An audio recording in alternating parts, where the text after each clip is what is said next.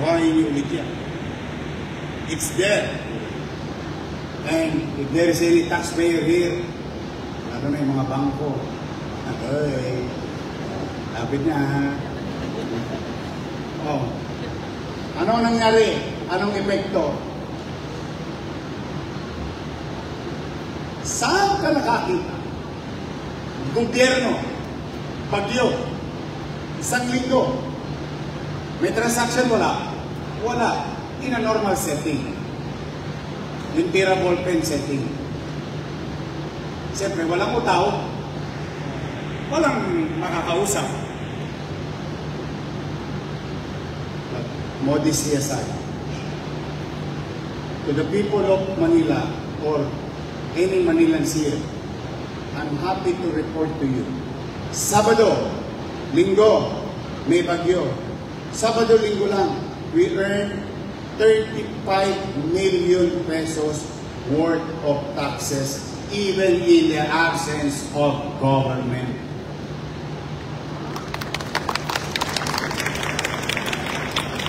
And since July 1, we have received 175 million of without a taxpayer seeing an institutionalized individual insecure. Without them meeting together. But the income went straight to sa banyera, sa tabo. Nabawasan ang tilamsik ng tubig. So, kaya isinishare ko yun because it is not only about lives, it's not only about property. It is also there is risk reduction concept in governance with what you call, tingin ko, matagal na kayong nangangarap ito eh. In fact, pag naririnig nito sa mga politiko, para kayong kinokotong buds ang tainga ninyo eh. Nakikiliti kayo, ako, laban sa korupsyon, laban, kami, anti-corruption. They glorify somebody, a group of individuals, ito, mga anti-corrupt. It's not the words that can resolve those things. It is a system, a program, a vision put into action that will resolve it naturally. And that we are doing in the city of Manila. And we are going to do it over and over again. And I tell you, some incident, lumindol sa Cagayan, ang tremors, nasa assessment office, bumagsak lahat ang computer. And I told them, may French word ako ginamit eh. And I told them, magsasawa kayong nakahulog ng computer, pero yung database ko, hindi nyo mananakaw. Itutusok ko lang yung kable dyan. Paglagay ko ng computer, itutusok ko ulit kable, nandyan na ulit yung data niya. Hindi nyo ko matutulog, yes. And that is, we need to do as government. Paglabas ng pera, kailangan masusi, kailangan mainam. That's another challenge for any person like me in government. Pero yung pagpasok, kasi nung araw, meron pong toll gate. Yun ang masakit. Masakit po yun. And I'm gonna elaborate some. A little lang. Mabayad ka ng buwis. Magpapases ka. May nakausap ka sa gobyerno. Ay ma'am, 100 pesos po yung bayarin nyo. Oy, ang mahal naman. Eh, nasis eh. O ma'am, gusto niyo discount? Eh, siyempre, sagot po, yes ma'am, yes. O sige ma'am, 50 pesos na lang. Wow, 50% discount. O pero ma'am ha, hati tayo dun sa discount mo. When you count it, still you will agree. Why? You earn, say, 25%. Tama mali? Tama ba mga bangkero yung mathematics ko? Kanina na po na yung 25%. KLE. Tama ba? Magkano na po na sa kaban? Taas 50. magkano nawala sa pamahalaan? Consequent. Yun yung tinatawag kong Colgate. Imbis na pumasok yung 100, dahil kwintas claras, 100 naman talaga ang babayaran mo, pumasok yung buo. Paglabas, mas marami servisyo. Tama mali. So ngayon, pagbayad mo ng consequent, o 50 na lang din ang servisyo. Eh may makalipang kamay na tumangan nun. Patay na ang buto-buto. Ayun. And how you try to mitigate or reduce the risk of exposing our resources that can be converted in our delivery of services. Lastly, while we are building Condominium 1, Condominium 2, Binondominium 1, San Lazaro Residence, San Sebastian Residence, Pedro Residence. Why? Why? On a personal note, squatter ako eh. Lumaki akong squatter. Wala akong sariling akin.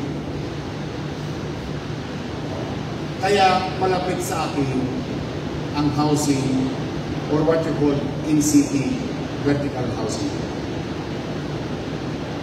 But at the same manner, if I can put so many 20 stories, so many 15 stories at 42 square meter, 2-bedroom, in-city vertical housing program in the city of Manila, how many lives? Families, na ibalik mo yung dignidad sa kanila. Ito maganda. Hindi namin na-resolve yung lahat. Yung beneficiary ng condominium, ang sasabihin sa kanya, "Oy, kamusta kayo yan?" You put them into safety, comfortable, decent situation. And I'm a believer of NBN. NBN. Minimum basic needs, housing, education, healthcare, and jobs. That's it. That I will invest fully. Whatever resources that I have, whatever resources that is left, no? I'll maximize it in that 4 types of services or what you call minimum basic needs. Yung mga greeneries, pagsasayos, ano na lang yun, pitching ng pagbugobyerno, pampasarap. But if we address these 4 things in our community, you risk in the city, living in the city, you mitigate the possibility of damage to properties like materials and so on and so on. The same manner, ibigay mo yun, naibalik mo yung dignidad sa pamumuhay ng isang tao. Who did that? Is it my idea alone? Hindi po. Ulitin ko ha. Ewan ko kung may exam kayo mamaya. Bawal po mangopya sa exam. Pero sa paggogobyerno, pwedeng mangopya. Kinopya ko lang yung kay Lee Kuan Yew. Google it. I challenge you. Look on how or where is Singapore in the 50s. Worse than Tondo.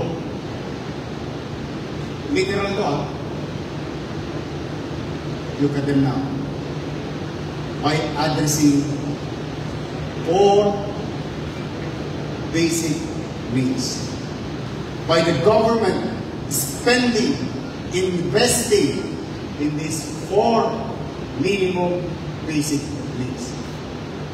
The thing speaks for itself. You did it? Can I do it? I don't know. Hindi ko kayang i-garantiya sa inyo kung ano ang mangyayari bukas. Ang kaya kong i-garantiya sa inyo, ano ang gagawin ko today towards a particular visions and journey of our city and its people. May plano? May plano. Nilagyan pa namin ng gawa? Yes. Little by little. 1 inch at a time. Until we reach 100 meters. Until we reach 1 kilometer. Until we reach 1,000 houses. Until we reach 2,000 houses. And until we reach that someday somehow next to me, those who are going to be next to me, someday will follow the same path. Because the foundation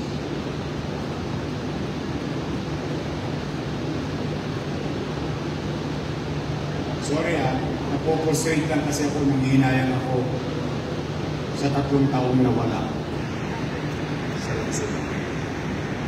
But then again, parang mag-shota lang yan, break na tayo. We'll move on. So, it can be done. It can happen. So then again, thank you sa inyo. I may not be the person today that you expect talks about your meetings and stuff. But I hope that in my own little way, sharing you on mitigating other things, on how to run government and how to protect properties and life. As government, sa perspektibo ng gobyerno. And that's why I'm happy and I'm humble and grateful to each and every one of you for me to be given a chance to speak before you today. Thank you very much for this opportunity sa inyong lahat.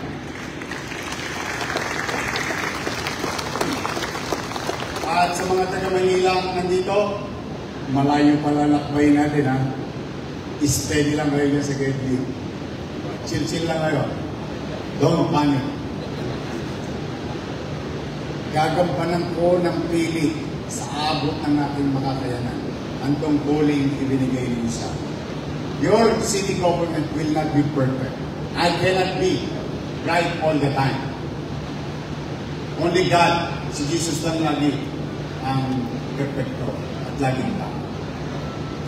But if I cannot be right all the time, people of Manila here, I'm addressing this way. I'll make sure we are always just. I cannot be right all the time. I can be just all the time. Makatwiran. Yan ang gobyerno na makakaharap ninyo, matatagpuan ninyo in the next 10 years of our lives. If possible, bigyan muli ako ng pagkakataon sa lungsod ng Manila. Huwag na kayong mag-alala. Mananatili ako rito ng 10 taon. Wala na akong pinaplano ni ba. Akala ko naman kasi tutuloy eh. Binago-bago pa eh. At sa mga taga-Maynila dito, manatag na kayo. We're gonna do this 10 years. We're gonna do this. But, again, I'll take this opportunity to ask the people of Manila and to those who will pass by the city. I want Manila to be great again. The way our forefathers did in the past. Nagawa nila eh. Talaga namang great ng Manila ng araw eh. Nagawa nila. I want that aspirations also. I want that thing to happen. But with all humility, I cannot do it alone. I need you. I need you and you and you. I need everyone's cooperation. We together, and we should come together. With that, together, we can make Manila great again. Maraming salamat sa inyo. Pagpalain naman kayo ng buong Magapan. Uulitin ko sa mga bisita namin. Mamasyal po kayo sa Maynila, marami kayong pwede pagkagastosan dito. Thank you. Palagi nawa kayo ng Congress. Manila! God first. Thank you.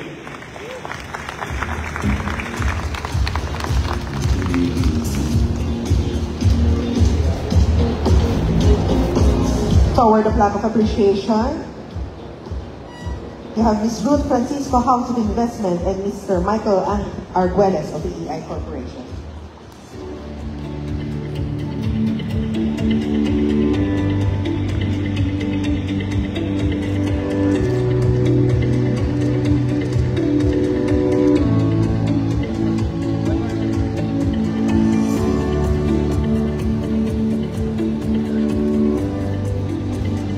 YGCBCF Council members, please be ready here on stage for the picture.